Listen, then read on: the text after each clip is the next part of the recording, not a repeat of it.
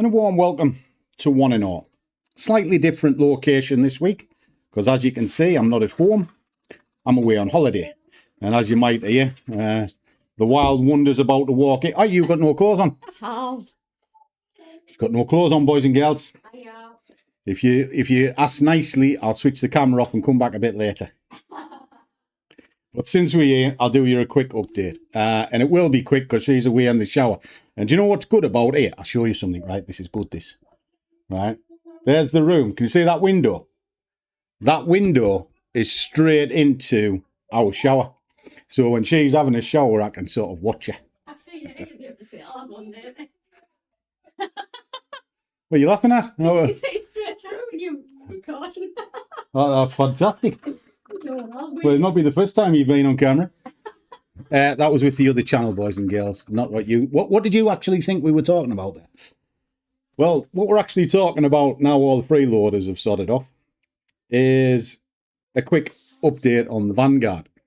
Now, I do this every week, and I want to do it for the guys who follow me, because I have two channels. This one's relatively small, the Scruffy Life, which is all about investing, and if you're stuck, just reach out. I'll try and help you. And then I've got the other one, which is the Scruffy Trader, which is what you see in my day job.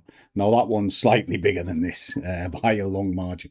And they'll know exactly what's kicking off here. Anyway, enough of the fluff. What are we looking at? Well, at the moment, I'm just looking at the same. I'm drip feeding in to the fund best I can because it's a long-term investment. Now, if you're sitting there thinking to yourself, oh, I'm trying to time the market, I'm trying to do this, it's not going to work because none of us know what the future is.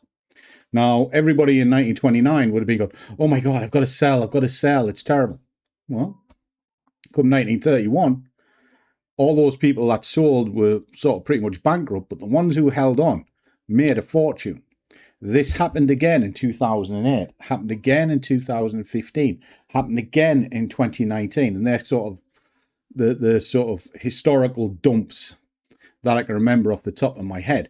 Now, every single one of them has created more wealth than before. Now, case in point, before I kind of show you what's going on, a little over a year ago, my fund was sitting at about 70,000 and it took a horrendous hit, massive hit, because Trump opened his mouth with the tariffs. And at the time I said, I'm going to hold on to this. And I got slated to high heaven, saying, I don't know what I'm doing and all of this sort of thing. Well, let's have a little look and see whether I know what I'm doing. So the fund at the moment is now a shade under 200K, which is my market update for this year. Now, on the 1st of April rather this year, this fund was sitting at 170,000, and my aim for April next year is to be above 200,000, so 30,000 increase. Well, here we are on, what day is it today? 8th of May, and I'm nearly there. Now, to me, that is a colossal increase because I do drip feed in and I just dollar cost average constantly. Now, what you're looking at this moment in time is an equity curve over the last year. Now, in the last year, I've personally put into it shade over 51,000 and the investments have returned 37,000. So it's already at a point now where it's starting the wage. So 1 year ago, this had 108,000 in it. 108. So that's 89 grand in 1 year. I don't think that's too bad. My equity curves are fine. Quite happy with that. I'll show you the investments as well, if you want to sort of see them. But month on month, let's have a quick look at this. The internet's not that good here, boys and girls. But here we go. So what you can see, there was a colossal lump here. 10K. Everybody was panicking, shitting themselves. I didn't. I held it. I continued to put money into it. And what did it do? It bounced back. Not only did it bounce back and then some. And then it's gathered again. Now, this happens over and over. There you go. There's the year. All right. You can't have all green months. And this is the same with my day job because I trade for a living. It's what I do. I'm an investor and I'm also a day trader. Okay. Now, day trading is the same. You can't win them all, but you can get a lot of them right. And a lot of them add up and they give you the final balance. So the moral of the story is when you're holding a profile like this, if you're holding it for multiple years, which I am, I'm not looking to do anything with this till I'm sort of 60. I'm 56 now. So I'm 4 years away from starting to mature this fund. And then when I get to 60, I'll start moving it over into safer assets. And then I'll start withdrawing down. But I did a prediction that I'd have this at 415,000 by the time I'm 60. And I did that a couple of years ago when I started this fund. Now, if you follow the series, you'll start seeing the spreadsheet and you'll see where it started, etc., because this isn't as old a fund as you think it is. It's a decent size, or I've had it running for a couple of years, few years rather. But I've drip fed into it all the way. In case in point, I'll show you the transactions. So if we have a little overview of what's going on. There is the way that it's broken up. And then drop that down into the investments. And you'll see there's the holdings. Okay, so they're all caps of one form or another. This one's an accumulation North American all cap, simply because it's cheap. This one is a global all cap, which has all of the major economies inside it. And then the one underneath it also has major economies, but it has emerging markets quite heavily weighted into it, as well as ethical investments. Now, the reason why that is the kind of big news at the moment, but the main reason is it's cheap. It's a cheap fund, cheap. But that fund has generated decent wealth. So I'm more than happy with that at the moment. Now, this one at the top, which is the Treat Fund, is doing incredibly well.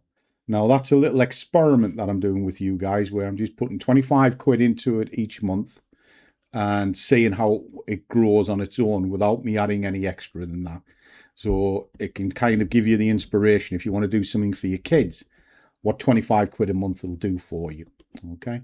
Now, if I look at the transactions, you'll see that there's me just swapping some funds around. It's not that I lost money or anything.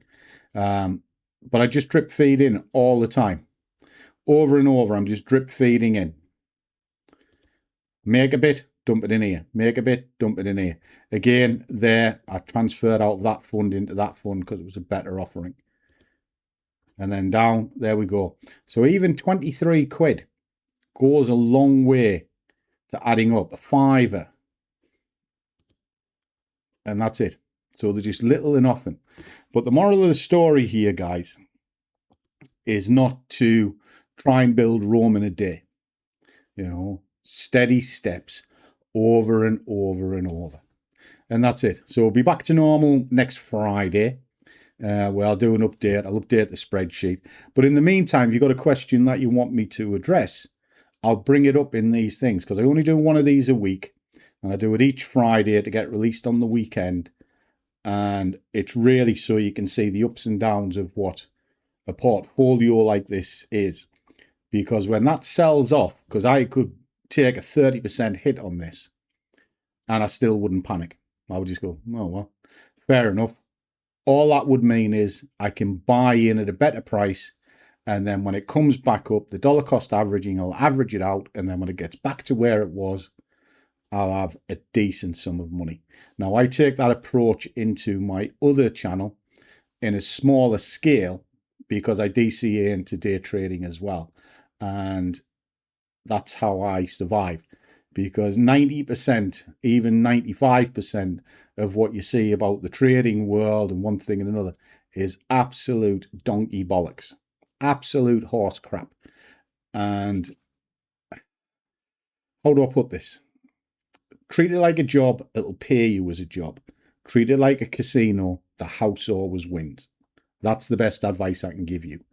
And it's why, after all of these years, I'm still here, still earning a living, when everybody else that was around me has disappeared. So little steps make a very long journey. Hope that helps. Stick around. Go find my WhatsApp, all that sort of stuff. But above all, do what you love and the money will follow. See you all in the next one.